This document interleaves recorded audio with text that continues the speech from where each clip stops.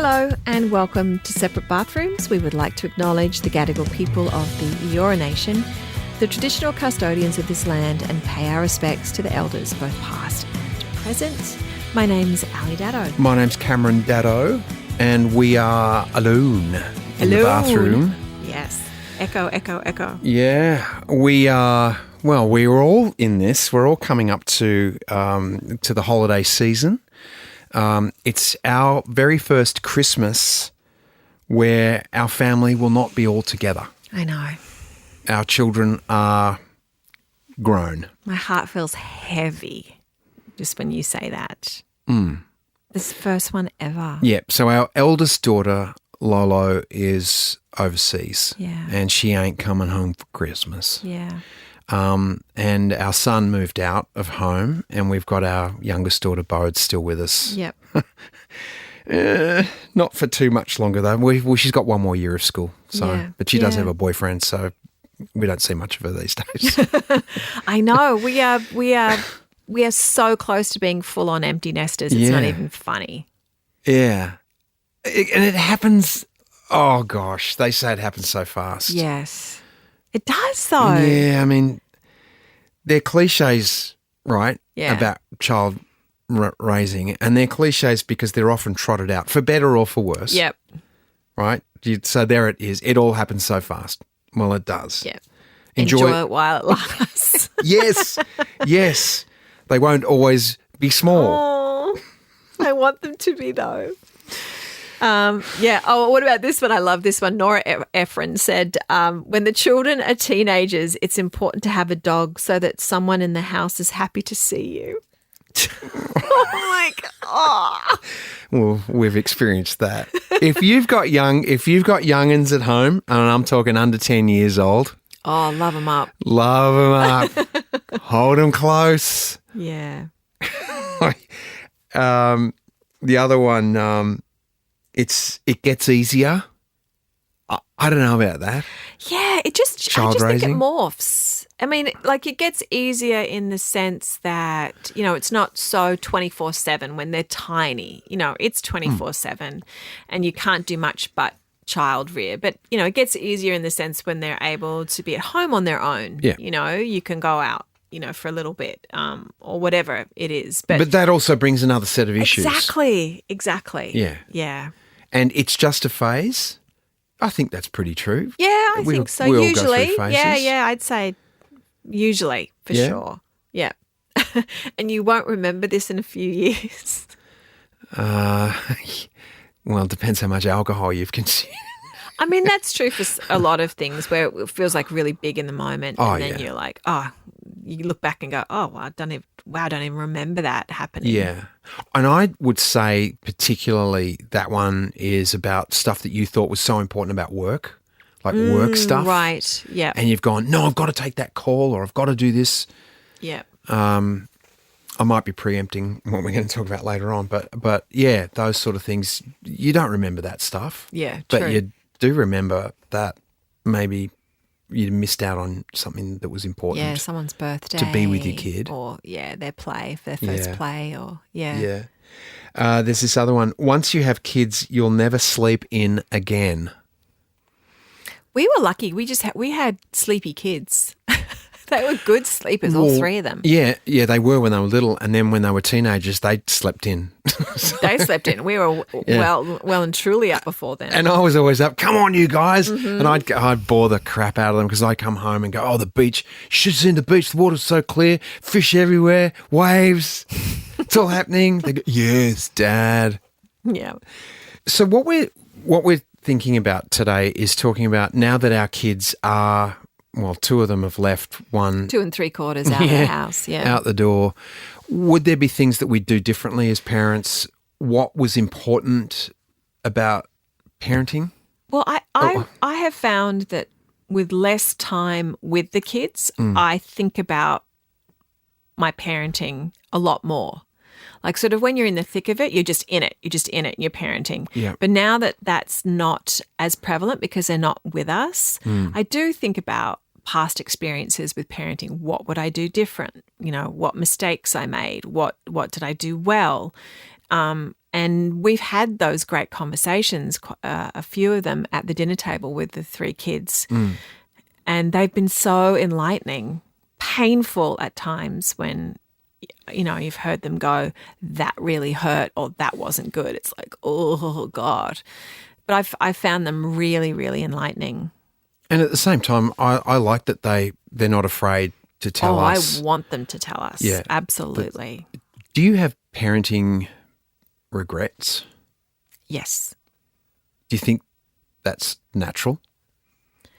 Or do you think that's being... That's a good question. I probably. Probably. You know, sometimes you don't know the regret. It's a regret until they get to an age and they can actually tell you. Yeah. When you can see, oh, I wish I had have done that differently. But yeah, definitely I have regrets. Definitely. I do too. And I also have faith that I'll get another opportunity. Have you got a secret child somewhere? No. Oh, God, I didn't mean it like that. No, thankfully. No. And I have no intention of bringing another child into the world. Right. But no, I'll get another opportunity to maybe, okay, I won't be doing it with them as little kids, but maybe I'll get a chance to heal a certain thing that happened. River, I asked River the other day, is there anything that you would have liked us to do differently when you were a kid? And he said, which floored us both, right? I know Remember? what you're going to say. He Yes. goes, Riv goes, yeah, I wished you might have pushed me a little harder into doing gymnastics. Now, you have to know that River spent hours and hours on monkey bars. I've never seen more calloused hands on a human than I've seen on this kid. And he did it from about the age of, 3? Was his first set of monkey bars that he worked on. So every home we lived in, I built monkey bars for him because that was his happy place. Loved it. He listened to Harry Potter on CD. Had his snacks. And his snacks out there, and he just swung all afternoon. And his hands were like the bottom of, like a person who walks around with bare feet all day. Now, and so we thought, great, he's going to go, we'll take him to gymnastics, and this is going to be fantastic because he's so in his body, he knows where he is when he's flying through the air, and it just seems such a natural fit. So we took him to gymnastics, and it was a punish from day one, wasn't it? Trying to get him there.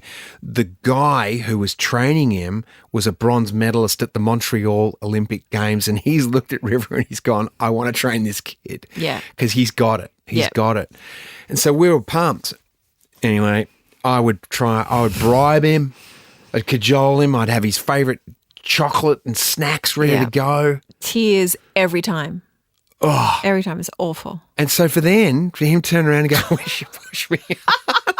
Because it ended up being about taking care of the child. It was like, this was creating emotional trauma for this kid. We only did it about 4 or 5 times. It wasn't that many times. Yeah.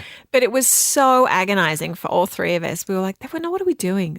Let's just stop. And then for him to say, oh, wow. I want to go back. That was wild. Oh, no. He said, I wish you'd push me harder. Maybe not. I don't think he doesn't remember. But then we put him into circus. So we thought if we put him into circus training, which he loved because he was doing the silks. And he had a friend. He had a friend there you go. Well, so. Maybe that's what it was. He just didn't have a friend in gymnastics. There was no one good to go to. Yeah.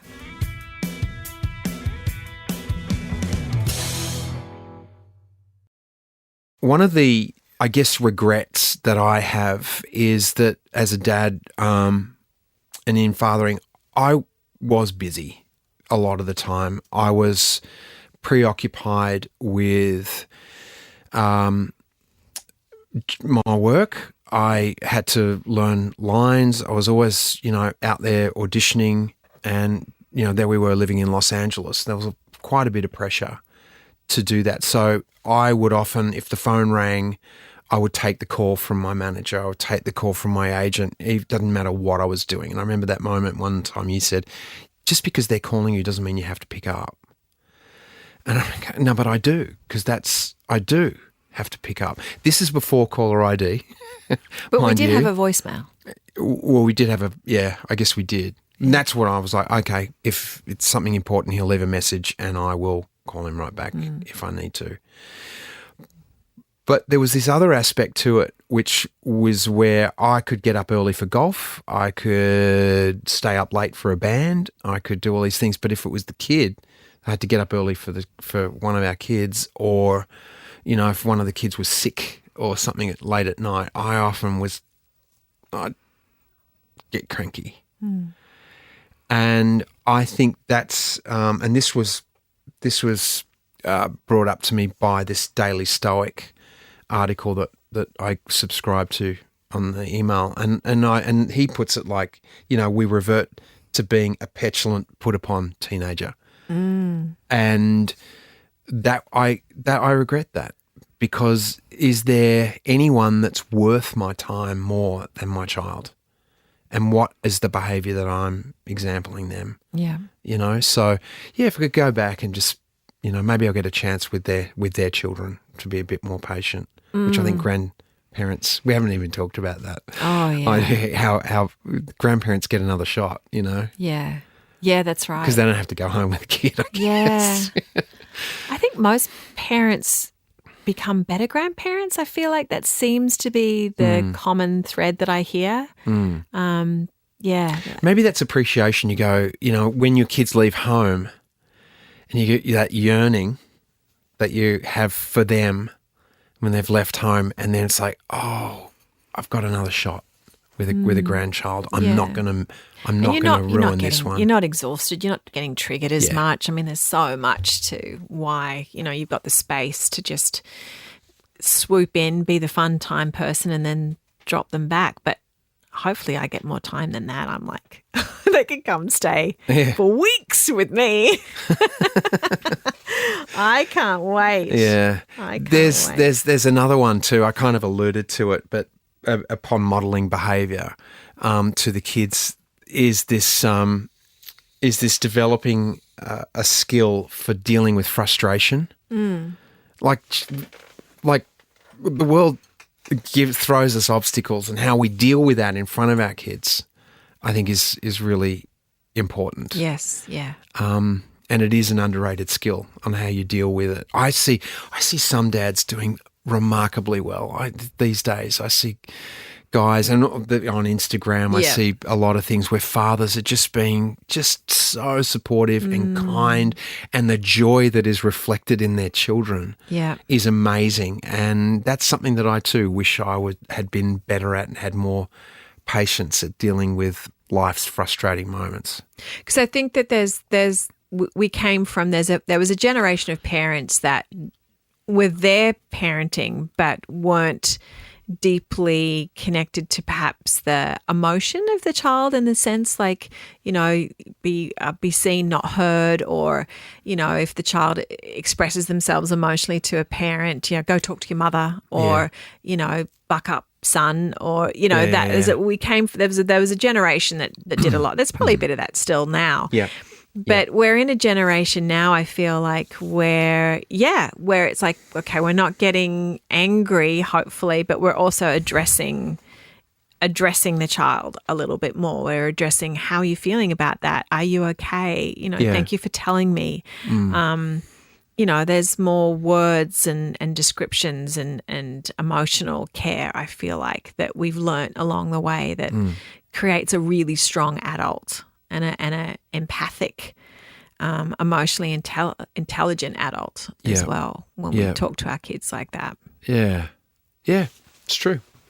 What about being a perfect mum or a perfect dad? Yeah.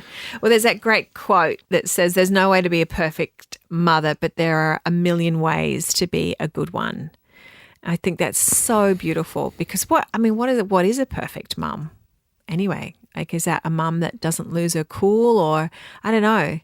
I don't even know what that would be. I mean, I feel like in my heart, you always want to be the perfect mum, but to try and describe that, I don't even know what that would look like. But there is a million ways to be a good mum. There's a million things you can continue to do and show your child to be a good mum. Being same supportive. for a dad. Yeah, I was just thinking that. The same deal.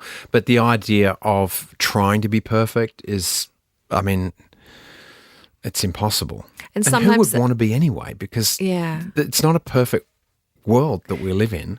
And sometimes that can set you up for trying to make your child to be the perfect child. Yeah. And then you've got that awful thing where the kid's got to do the right thing, say the right thing, go to the right school, wear the right clothes, greet everyone correctly, all of that stuff that needs to look perfect. So I feel like I'm the perfect parent. Yeah, and you're opening yourself up to becoming judgmental. Yeah. And also having expectations. Yeah. And expectations are the death of everything. To have these, it's like, wow. And I'm going to now judge that that's not right or that's not perfect or that is perfect. And I feel like our youngest has taught me that in spades, just from where I was as a parent with our first, where I wanted her to just, say the right thing and, be polite and do all that stuff because of the way I was. Yeah, yeah. And then now, fast forward to Beattie, who's just so free with her language, not rude, but just be like, okay, that's who our kid is. She will speak her mind and she will say and she will pierce her own ears and she will make tattoo. Well, she's just Mummy knows I did it. Does she? Okay. Can you do one on me too? She's just so free and so, but also really kind and really loving and not with the constraints of what we think she should be. You know what I mean? She didn't have that. So it's just fascinating to look at that. The difference. But well, she's authentic, isn't she? She's just truly purely who she is. And she's all, like you say, when she does make a mistake, she's not above apologising. Absolutely. Which I think is really important. Absolutely. There was, when you were talking about articles, there was an article that I found and that I was sharing with you that was so beautiful. It was 10 things to say to your kids even when they're adults. And I just think it's so beautiful. The first one said, is I made a mistake and I'm sorry. Yeah. So easy. Yeah. It's okay if we don't agree. I appreciate your honesty. Because that leaves things open for the next time that you don't agree or you made a mistake or whatever, you're being honest. The honesty is the best part of it. Yeah. Mistakes are fine. Absolutely. Yeah. I like spending time with you. Sometimes that's just taken for granted as with parents and kids because you have to spend a lot of time or you actually do love it. But to actually speak that out is so who doesn't want to hear that? Yeah. Well, that's what I was getting to when I said before about I get another chance. Yeah, sure. It's in that moment to be, if I'm with River and go and be able to say, I just love spending time with you. Yeah. Because my dad and Mum said it to me the other day. I love spending time with you, Cam. Thanks for coming down. Oh, well, that just made it all worth it. Yeah. Just that simple comment, or simple, Can we talk about what happened? I want to understand your side. I mean, that's a lovely acknowledging thing to hear. That sure is. That sure is. To say that to a child or anyone. But because so often as kids, if they're at school or that their side gets overridden. Yeah. Yeah. And this one, I don't know. Let's figure it out together. How good. So good. How good. That's so empowering. Yeah. Because then in saying that, as I was thinking about this one, because I think this is one of my favourites. Yeah. Is you're actually being honest and going, I don't know. I know. And that's, how good is it to know that, I don't know. I don't have to know everything. Yep. And then throw it at, let's do it together. Yep. Yep. Brilliant. Yep. And then you're on the same team with your parent. Oh, yeah. Oh, that's good too. I like that.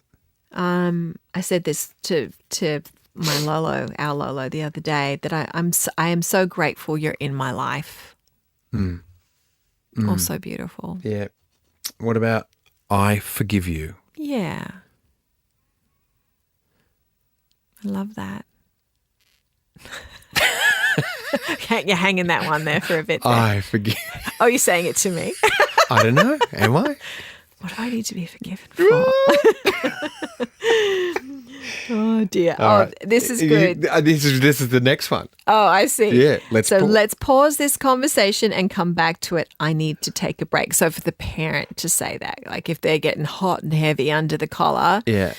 just to go, okay, let's pause it. Yeah, yeah. Which comes back to, understanding how to deal with frustration properly. Yeah. Or, appropriately. Yeah. I see. Oh, yeah. I can see you're really trying. I'm really proud of you. Oh, Yeah. because that covers everything. It does. Because, our kids are not like A+ students. So when you see that they're really trying, really working their ass off to do well, that's what matters. Well, that's all you want. For me, that's all I really wanted from them. I just wanted effort. Yeah. The result, whatever, because they're going to be, we're good at some things, we're not great at other things. Yeah. But just put the effort in. Yeah. Don't do a half-assed job. So, yeah, I can see you trying. It's good. It's that, again, it comes down to communication, doesn't it, and acknowledgement. Yeah, yeah. Simple things. Yeah. And the last one, of course, which is always beautiful, is that I will love you no matter what. And sometimes kids do feel that love is at risk if they've done something or said something. And I think that to have that reassurance is really important, even because as a parent you might think, oh, of course they know I love them. Well, maybe they don't feel that way all the time if you're angry with them about doing something or, so... Yeah. Well, a lot of families are going to be getting together over the holiday period. Absolutely. And there's 10 things that, you can say to your sibs, you can say it to your mum and dad, anyone. Say it to your kids. This is all about having the best holiday time ever. Yeah. And I think that's about, acknowledging and just sometimes it's just a simple comment, and off you go. And we'll probably be Zooming on Christmas Day with our eldest. And how good will that be? Yeah. Because you couldn't do that 20 years ago. Yes, that's the good thing about technology, isn't it? Amazing. We'll get to see her as much as we can. Yeah. Well, have happy holidays, whatever you're doing. And we will catch you on the next episode of Separate Bathrooms. Thanks so much for listening.